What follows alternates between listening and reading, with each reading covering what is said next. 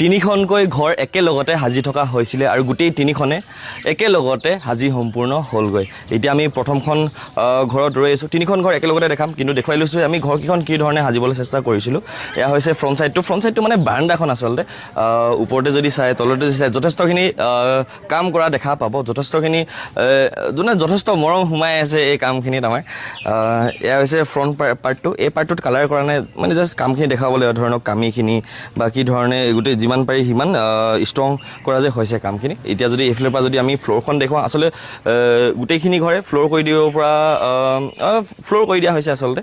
চাব পাৰে চিমেণ্ট বালি বা ইটা তলৰ ইটা আছে আচলতে এয়াই এয়া হৈছে আমাৰ আৰম্ভণিৰ পাৰ্টটো ইয়াত যদি মই ভিতৰলৈ যাওঁ